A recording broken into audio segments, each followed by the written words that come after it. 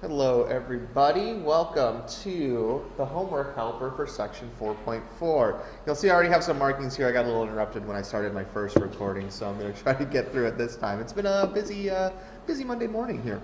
So this is 4.4. The first section is going to ask us to write an equation from a context, and then the second one is going to ask us to interpret notations for inequalities. I'll start with that first one. Virginia's painting service charges $10 per job. I don't know what I was thinking there. And 20 cents per square foot, so 20 cents a foot. If Virginia earned $50 for a painting job, how many square feet did she paint at the job? So we know that she earned a total of $50.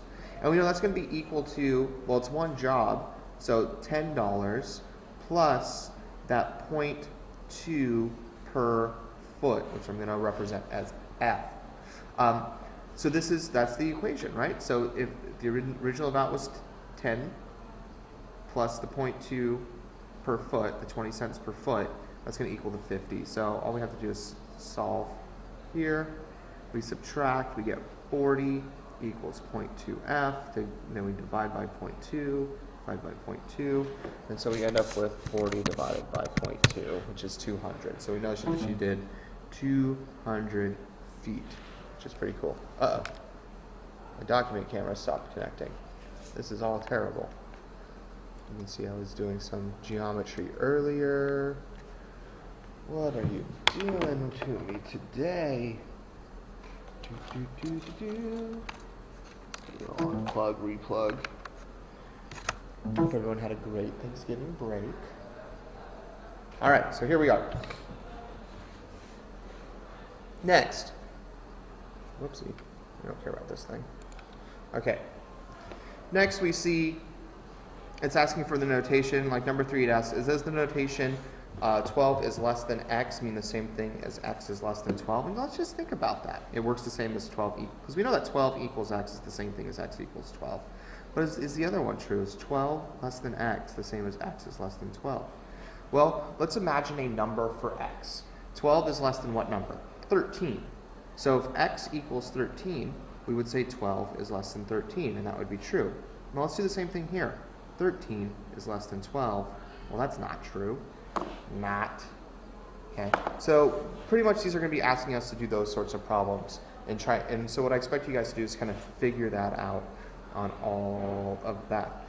So let's go ahead and go to the set where we're solving for inequalities. It's going to give us an inequality and then ask us if the indicated value is part of that set. So all we're going to do is plug in for 6 here. So I'm going to do 2 times 6 minus 9 is less than 3.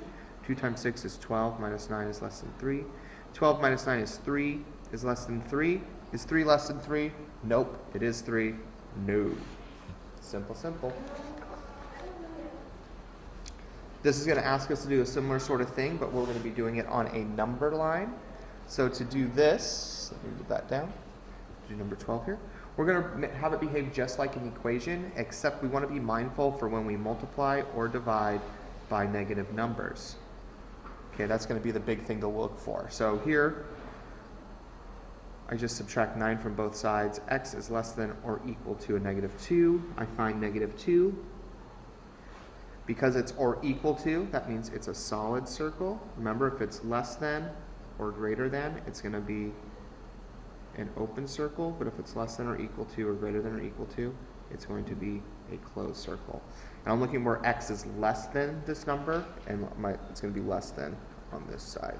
So I'm going to shade as best I can, put in a little arrowhead, and call it good. All right, let me see. Is that it? Am I making you guys do anything else? Yes, I am. Ooh, solving systems using substitution. All right, so we're going back to solving systems using substitution. And so what we're going to have to do first for these, I'm going to do a hard one. I'm going to go down to like 26 here.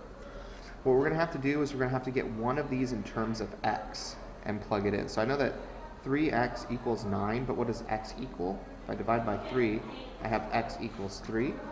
Now that I know that x equals 3, I can plug it into that second equation.